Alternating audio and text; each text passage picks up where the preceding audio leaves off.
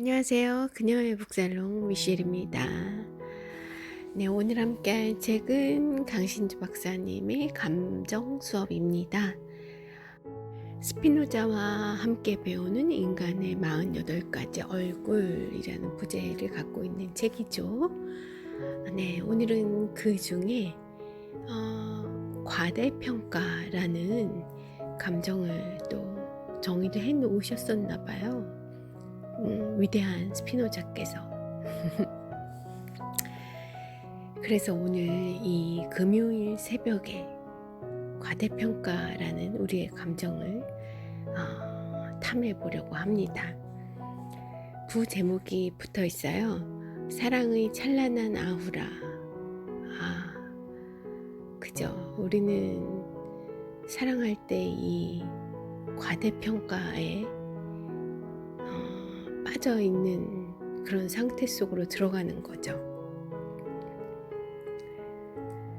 이 과대평가라는 감정을 함께 나누기 위해서 강 박사님이 가져오신 소설이 있습니다. 허조그라는 소설이에요. 솔벨로라는 작가가 쓴 소설인데요. 재밌으실 거예요. 네, 한번 따라와 보시죠. 읽어보겠습니다. 어떤 사람을 객관적으로 본다는 것은 정말 좋은 일일까? 그렇지만은 않다. 객관적으로 본다는 것은 일정 정도의 거리를 두고 본다는 것을 의미한다. 여기서 중요한 것은 바로 이 일정 정도의 거리이다. 거리란 이미 어떤 사람과 내가 떨어져 있다는 것을 의미하는 것일 테니까 객관적으로 본다는 것은 일정 정도의 거리를 두고 본다는 것을 의미한다. 누군가를 사랑한다면, 사랑까지는 아니더라도 좋아한다면 그 사람과 너무 떨어져 있는 것은 상당히 위험한 일이다. 자꾸 그 사람의 학벌, 연봉, 가족관계 등이 눈에 들어와서 다른 사람과 비교하게 되는 순간 우리에게서 사랑이나 우정이라는 소망 가득한 관계는 조금씩 깨져가게 된다. 이 소망 가득한 관계라는 표현 좋네요. 예. 누군가를 사랑한다면 그 사람의 품에 꼭 안겨 있는 것이 낫다. 네, 그것이 차라리 낫다. 거리를 두고 보면 배가 나왔다거나 혹은 눈에 눈곱이 끼어 있다거나 하는 모습이 눈에 들어오니까 말이다. 그러니까 의식적으로라도 콩깍지가 껴있는 상태를 유지하는 것이 나의 그 사랑이라는 감정을 오래 유지할 수 있는 방법이겠네요. 이게 왠지 말장난 같기도 합니다만 또 의식적으로 계속 그런 노력을 하는 게 사실 사랑을 유지하는, 오래 유지하는 그런 방법인 건 공감이 되는 부분입니다. 그렇지만 어쩌겠는가, 거리를 두고 보는 순간 그렇게 보는 순간이 필연적으로 또 찾아올 수 있죠. 아무리 미루고 싶은, 피하고 싶은 그런 순간일지라도 못 피하고 마주쳐지는 그런 순간도 있을 수 있는 게, 찾아오는 게 또 인생이 아닐까 하는 생각도 듭니다. 우리는 그런 때 거리를 두고 보는 순간 그 사람의 모습을 이미 객관적으로 보아버린 것을 깨닫게 되죠. 이 사람이 다른 사람에 비해 결코 멋진 사람은 아니다. 이 사람이 나의 삶을 더 완전하게 해줄 수 있는 유일한 사람은 아니다. 이 사람보다 최근에 만난 그 사람이 더 매력적인 것 같아. 뭐 이런 생각이 불현듯 떠올라 깜짝 놀라는 바람에 그 사람 품에 다시 꼭 안긴다고 해서 원래 상태로 되돌아갈 수 있는 것은 아닌 그런 일이 발생할 수도 있는 거죠. 오히려 더 복잡해진 것이다. 이제는 그 사람 품에 안겼어도 그 사람의 객관적인 모습, 다른 사람과 비교할 수 있는 모습이 마음속에 그대로 남아있기 때문이다. 어쩌면 그런 모습을 보았음에도 불구하고, 콩깍지가 벗겨졌음에도 불구하고 사랑하는 마음이 남아있는 게 또 진짜 사랑이 아닐까, 이런 말장난을 또 추가해보고 싶은 마음이 불현듯 드네요. 또 다른 차원으로 넘어가는 거죠. 그거는 이제 사랑의 다음 단계일 수도 있는 거고요. 사랑의 다음 단계라고 하면 정인가요? 우정인가요? 동지애인가요? 네, 이렇게 생각에 생각을 덧붙이면서 독서를 하고 있습니다. 이제는 그 사람 품에 안겼어도 그 사람의 객관적인 모습, 다른 사람과 비교할 수 있는 모습이 마음속에 그대로 남아있기 때문이다. 어쩌면 그렇게 된 사람과 헤어지는 것은 이제 시간 문제인지도 모른다. 사랑했던 사람이 어느 날 객관적으로 보일 때가 있다. 바로 이때부터 우리에게서 사랑은 슬프게도 점점 떠나가고 있는 것이다. 중년의 남자가 있다. 그의 아내는 이제 그를 객관적으로 보기 시작했다. 심지어 그에게서 노인 냄새가 난다고 타박할 정도다. 이 얼마나 우울한 일인가.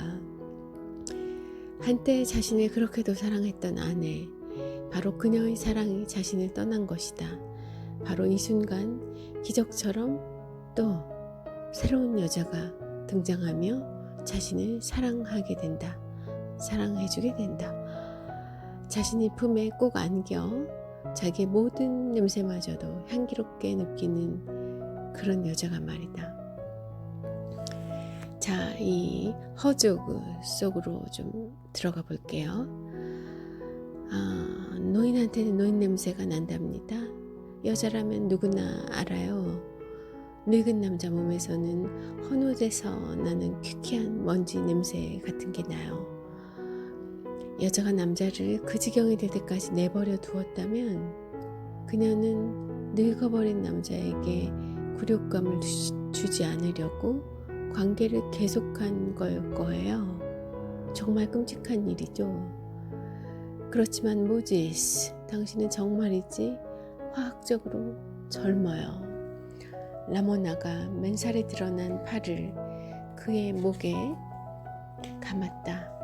당신 살에서는 감미로운 향기가 나요. 메들린이 뭘 알겠어요. 얼굴만 예쁘지 아무것도 아닌 여자라고요. 자기 도취에 빠져 거만하게 살다가 이제는 상처 입고 품위도 체면도 없이 고통받고 있는 늙은 나에게 이런 따뜻한 위로를 주다니. 허조그는 자신이 도대체 무슨 훌륭한 일을 했기에 이런 축복을 받는 걸까 생각해 보았다. 네, 방금 우리는 솔벨로의 소설 허조그의 한 대목을 읽어보았다. 주인공 모지스 허조그는 한때는 존경받는 교수였으며 뭇 여성들의 가슴을 설레게 하는 미남이었다. 그렇지만 시간의 화살은 그로서도 어쩔 수 없었다. 이미 한 차례 파경을 거친 허조그는 40대 후반의 중년 남성이 되었다. 더 이상 그는 여성들이 주목한 대상이 되지 못했다. 두 번째 아내 메들린도 공공연히 남편을 무시한 채 이웃집 남자와 연애를 하고 있을 정도는 말이다. 허조그는 이미 당당함을 잃은 지 오래다. 지금은 이곳저곳 지인들에게 감상적인 편지나 써대고 만나는 사람마다 붙들고 신세 한탄을 늘어놓는 조금은 한심한 인간으로 전락하고 말았다. 한마디로 말해 스스로 무기력증에 빠진 허조그는 어린아이가 되고 만 것이다. 한때 높은 지위를 갖고 있었지만 지금은 권력을 잃은 사람 혹은 뭇 남성들의 시선을 한 몸에 받았지만 지금은 나이가 들어 미모를 상실한 여배우, 아니면 수년간 전교 1등만 하다가 어느 사이엔가 성적이 중하위권으로 떨어진 학생, 이들이 느끼는 박탈감은 일반인이 상상하기 힘들 정도로 클 수밖에 없다. 허조그가 겪는 심경이 바로 이런 상실감이다. 다시 사람들, 특히 여성들의 관심을 받을 수 있을까? 이것이 바로 허조그의 무의식이 원했던 것이다. 그가 자신에게 관심과 애정을 기울여 달라고 주변 사람들에게 어린아이처럼 칭얼댄 것도 다 이유가 있었던 셈이다. 바로 이때 30대 후반에 섹시하고 매력적인 여성 사업가 라모나가 허조그 앞에 등장한다. 이제는 노인 냄새가 난다며 혀를 찼을 아내 메들린과 달리 라모나는 감미로운 냄새가 난다며, 그에게서 감미로운 냄새가 난다며 허조그를 기꺼이 안아주었던 것이다. 라모나를 만나기 전에 허조그는 이미 자신의 상태를 잘 알고 있었다. 자신은 자기 도취에 빠져 거만하게 살다가 이제는 상처 입고 품위도 체면도 없이 고통받고 있는 늙은 중년 남자이기 때문이다. 어쩌면 허조그는 자신의 몸에 진짜로 노인 특유의 키키한 냄새가 난다는 사실을 알고 있었는지도 모른다. 그러니 허조그는 당혹스러울 수밖에 없다. 자신의 몸에서 감미로운 냄새가 난다니. 그렇다면 라모나가 허조그에게서 맡은 감미로운 냄새의 정체는 무엇인가? 그녀는 지금 허조그를 열렬히 사랑하고 있는 중이다. 사랑에 빠진 사람은 자신이 사랑하는 사람을 실제 이상의 가치가 있는 것으로 평가하기 마련이다. 결국 허조그의 몸에서 풍기는 냄새의 감미로움은 라모나의 사랑이 가진 감미로움을 투사하여 만든 것이라 할 수 있다. 우리의 위대한 스피노자가 이 점을 놓칠 리 없다.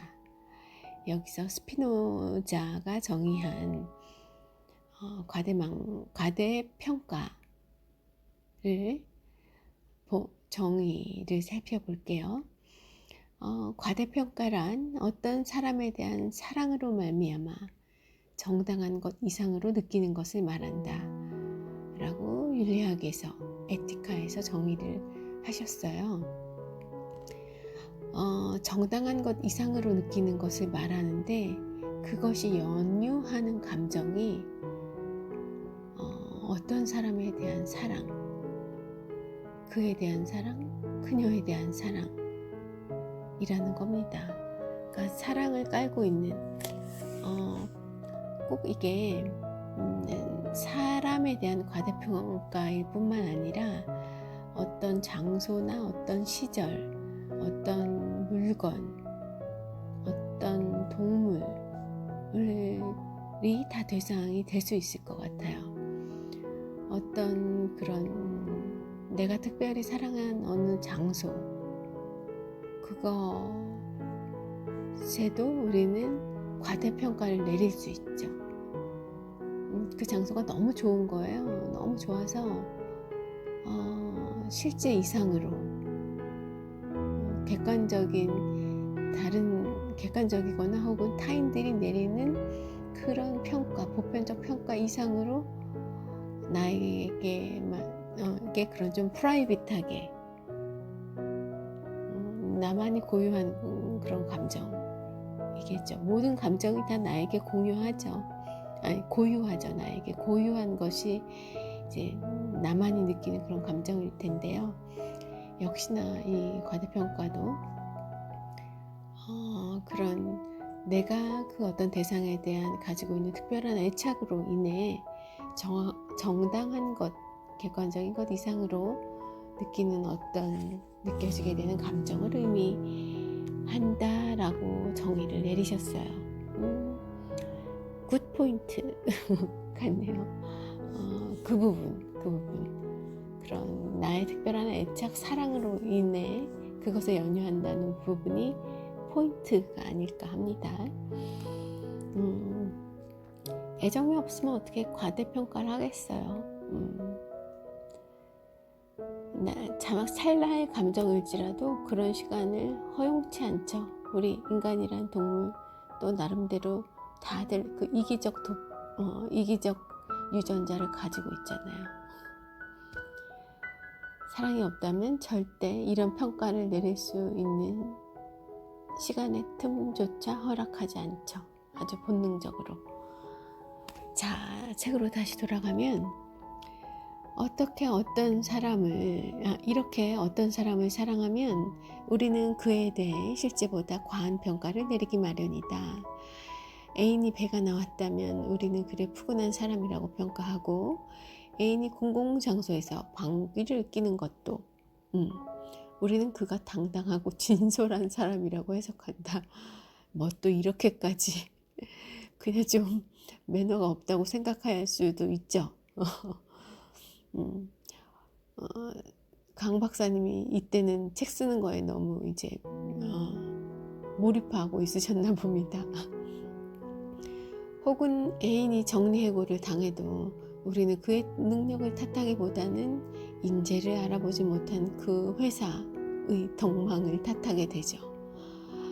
사랑에 빠진 두 사람을 제외한 제3자가 보았을 때 이 모든 것은 어처구니 없는 과대평가에 지나지 않는 겁니다. 하지만 우리는 볼품없는 애인을 신처럼 숭배하는 친구를 보게 되죠. 그럴 때 우리는 한편으론 부러움을 느낍니다. 사랑에 빠진 사람보다 더 행복한 사람이 어디 있겠는가 말이죠.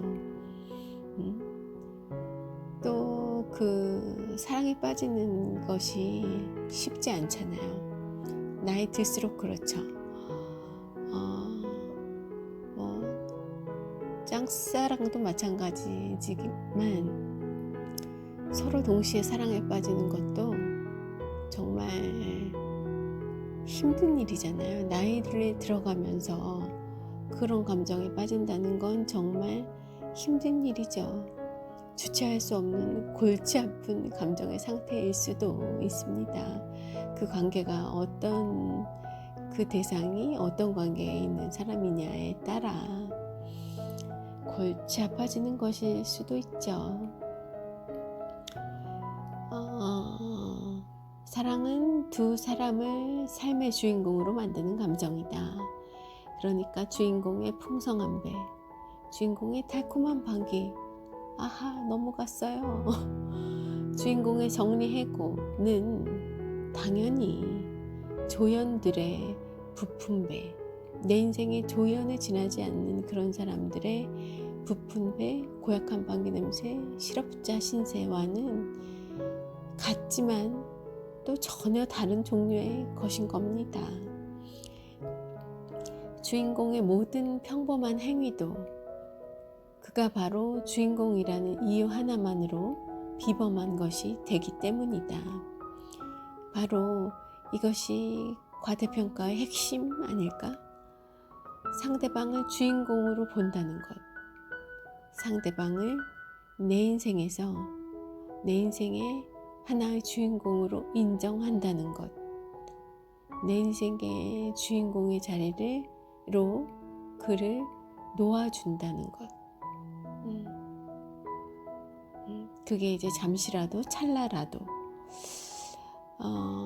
그럴 때 과대평가가 할 수 있는 그런 기회를 그에게 주는 거죠. 그녀에게 주는 거죠.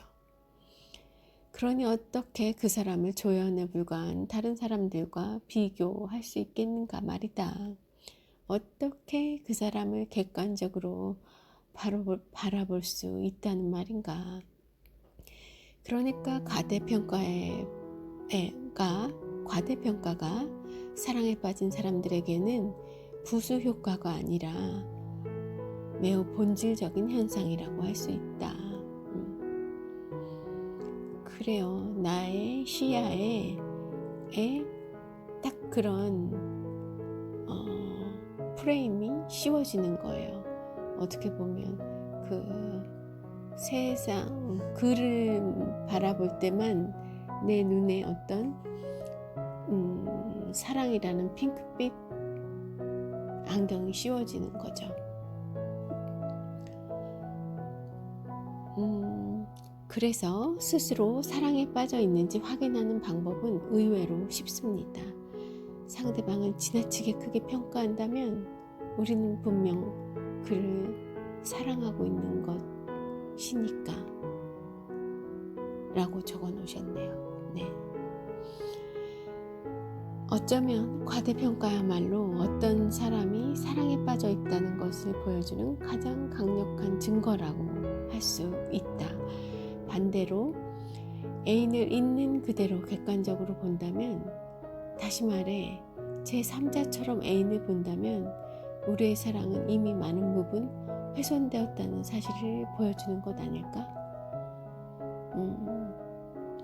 그렇지만 또 저는 반드시 그렇게만 생각하진 않아요.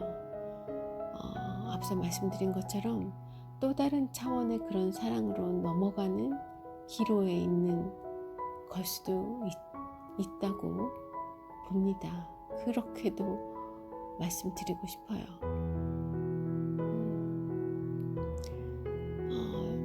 이 강 박사님의 사랑 관과는 좀 다른 거죠. 지금 제가 강 박사님의 책을 읽어 나가고 있지만 제가 봤던 많은 또 다른 분들의 책들, 그들의 의견은 또 다르기도 하더군요. 볼록 나온 연인의 배를 부끄러워하거나 혹은 방귀를 낀 연인에게 화를 낸다거나 해고된 연인의 무능력에 심기가 불편하다면 우리의 사랑은 그만큼 약해진 것일 수 있다. 애인을 신처럼 완벽하다고 생각하는 것, 이런 건 정말 어린 시절에 아주 10대, 20대 때 가능한 그런 사랑인 것 같다. 그렇지 않은가요? 애인을 신처럼 완벽하다고 생각하는 것 아닌가? 이런 사랑에 빠졌을 때 우리는 결혼을 하는 건가요? 그럴 수도 있겠다. 이런 과대평가야말로 어쩌면 우리가 그토록 바라던 사랑의 본질이 아닐까? 그러니 스피노자도 과대평가를 설명하면서 조심스럽게 이렇게 덧붙일 수 있었다. 과대평가는 사랑하는 것에 대하여 정당한 것 이상으로 느끼도록 인간을 자극하는 한에서는 사랑이라고 정의될 수 있다. 그러니까 과대평가가 곧 사랑이라고 정의될 수 있는데, 어떤 경우냐면 자기가 사랑하는 것, 애착을 가지고 있는 어떤 것에 대해 정당한 것 이상으로 느끼도록 인간을 자극하는 한에서는 과대평가가 사랑이라고 정의될 수 있다. 그러니까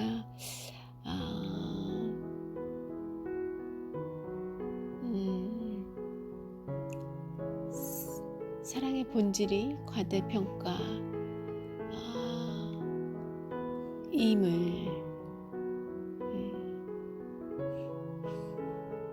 사랑의 본질이 여러 가지를 포함할 수 있을 텐데, 그 중에 하나가 이런 과대평가가 포함되어 있다라는 정도로 이해하고 넘어가도 되지 않을까 해요. 자, 이 조금은 생소한 작가였어요. 솔벨로에 대해서 알아보도록 하겠습니다. 캐나다 출신의 러시아계 유대인 작가. 뭐 많다. 캐나다 출신의 러시아계 유대인 작가. 내면이 좀 독특할 수 있을 것도 같은 그런 느낌이죠. 솔벨로는 내셔널 북 어워드를 3번이나 수상한 유일한 소설가이며 1976년에 인간에 대한 이해와 당대 문화에 대한 섬세한 분석으로 노벨 문학상을 수상했다. 아이고 76년이면 아이고 76년에 이미 노벨 문학상을 수상했네요. 필립 로스는 이러한 솔벨로의 문학적 위치를 이렇게 평가했는데 20세기 미국 문학은 윌리엄 포크너와 솔벨로라는 두 개의 축으로 지탱되어 왔다. 그들은 20세기의 허먼 멜빌이고 너세니얼 호손이고 마크 트웨인이었다. 와, 이건 너무 최고의 찬사다. 허먼 멜빌, 너세니얼 호손, 마크 트웨인. 와우. 솔벨로는 미국의 비극, 아메리카의 비극의 작가 시어도어 드라이저에게 큰 영향을 받았으며 청소년기에 겪은 대공황 때의 비참한 경험이 소설을 쓰게 된 바탕이 되었다고 한다. 와, 그러니까 이 시어도어 드라이저가 굉장히 오래된 사람이군요. 이 솔벨로가 영향을 받은 그런 작가일 정도면 제가 생각하고 있던 것보다 훨씬 또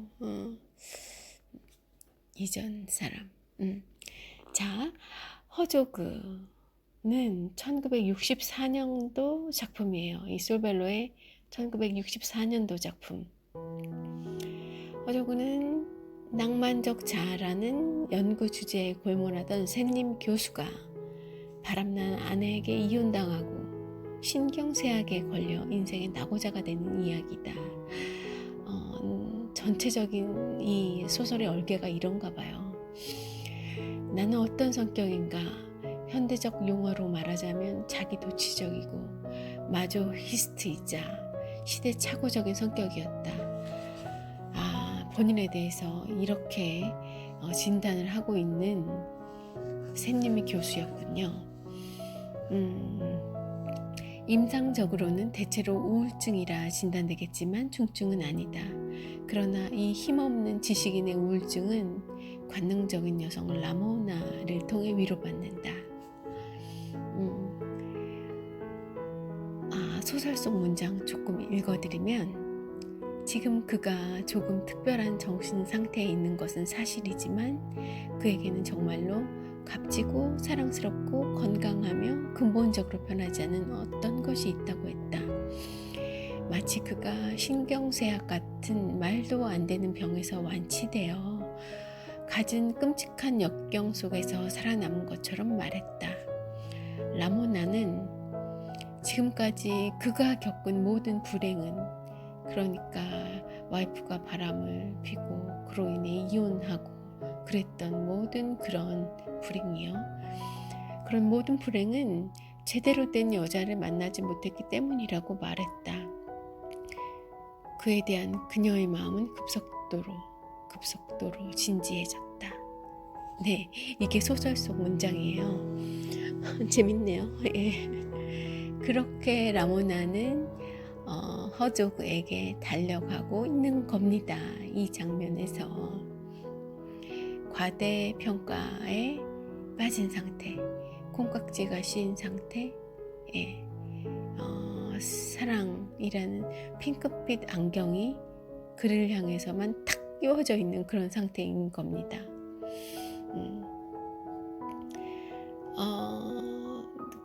그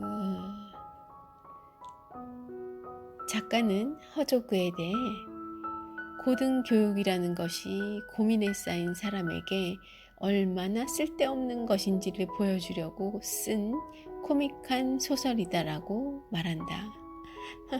소설가답네요. 예. 고등교육이라는 것이 고민에 쌓인 사람에게 하등 쓸모없죠. 그걸 보여주기 위해 쓴 코믹한 소설이라고 말한다. 그래서 주인공을 그런 남자로 상정을 했군요. 작가 자신은 30년간 시카고 대학교에서 문학을 가르친 엘리트 작가이다. 여기에 또 반전이 있습니다. 본인은 30년 동안 문학 교수였어요. 엘리트. 그러니까 그냥 일반적으로 책만 쓰는 그런 직업 전문 작가가 아니고 교수님이셨네요. 교수님이면서 작품 활동을 하신 그런 분인데 그렇기 때문에 또 더욱 이렇게 자신감 있게 코믹한 소설, 자기와 같은 상태, 그런 비슷한 위치에 있는 사람을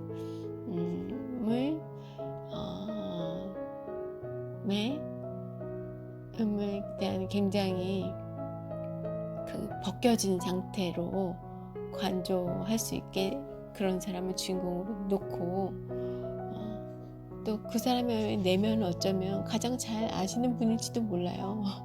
우리는 그 위치에 안 있어 봤잖아요. 30년 동안 시카고 대학에서 문학 가르치는 경험 여러분 하실 수 있나요? 앞으로 살면서 어려우실 거잖아요. 저는 불가하죠. 예. 그래서 그 사람의 심정이 어떨지 몰라요. 그 사람이 실제로는 근엄하고 항상 그 문학을 위한 그 고뇌와 감수성에 차있지 않을까 그런 생각도 들지만 어쨌든 그의 내면은 모를 텐데 그런 사람의 내면도 이렇게 소소하고 이렇게 유치할 수도 있고 자기 도취적이고 마조히스트이자 시대착오적인 성격. 우와 재밌다.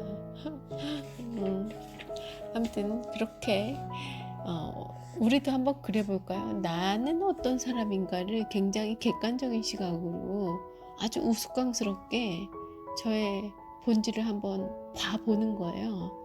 나란 여자는 도대체 어떤 여자인가, 나의 내면은 지금 어떤 상태인가.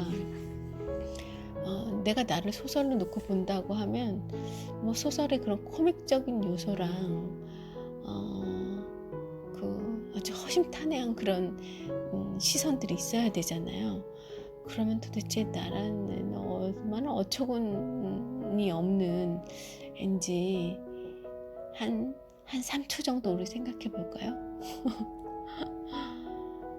저 같은 경우는 많은 것이 스쳐 지나가네요. 저의 이 한심함, 그런 어처구니 없는 모습들 분명히 있죠.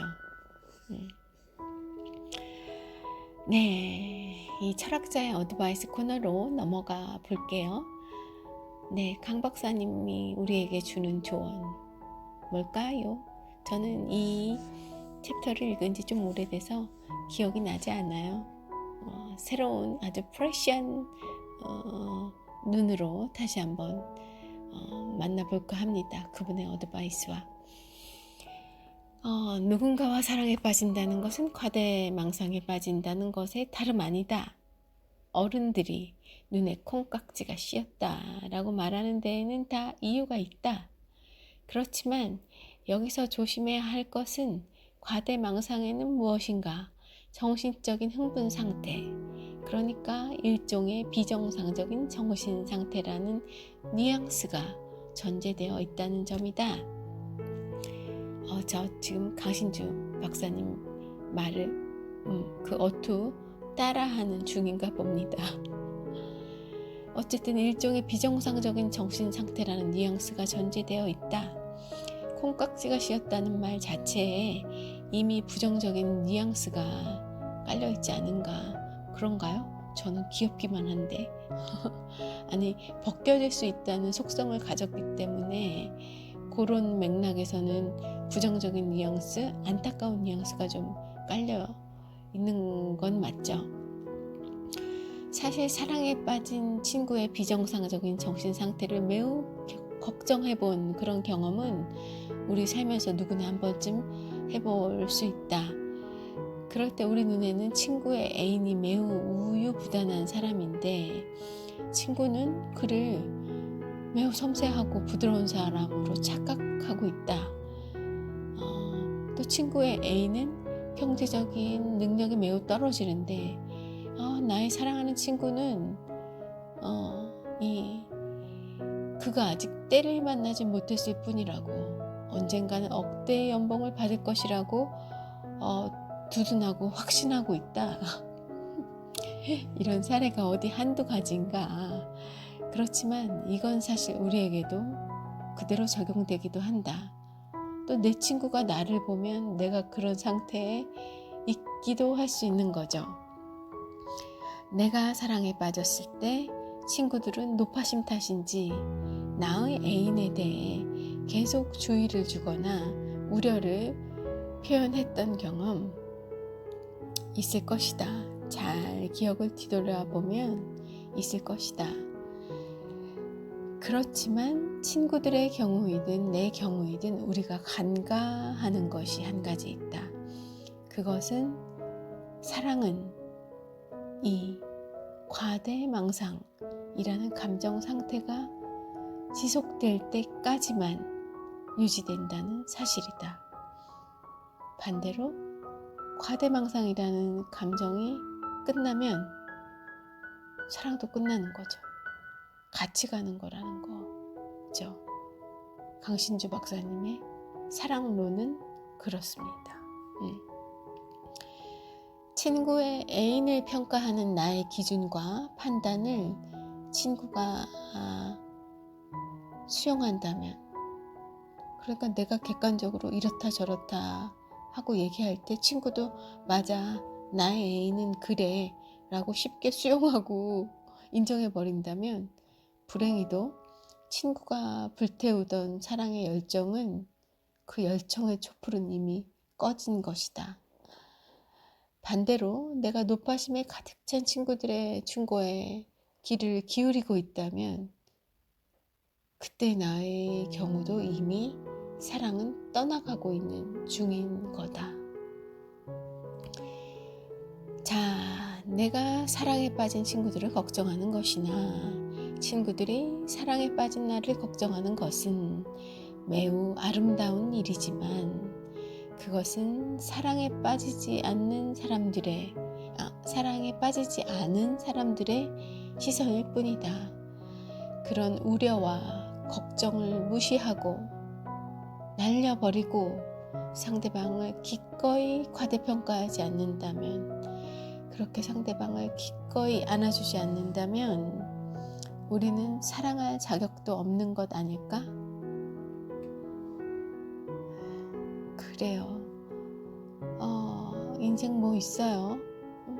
너무 재미없잖아요. 사랑이 없으면 너무 재미없으니까, 힘드니까 우리는 이 촛불을 자꾸 키워줘야 돼요. 인생에서 꺼질라 하면 다시 켜주고, 또 이렇게 불빛이 사그러 들어간다, 촛불이 다 죽어간다 하면 다시 살려야죠.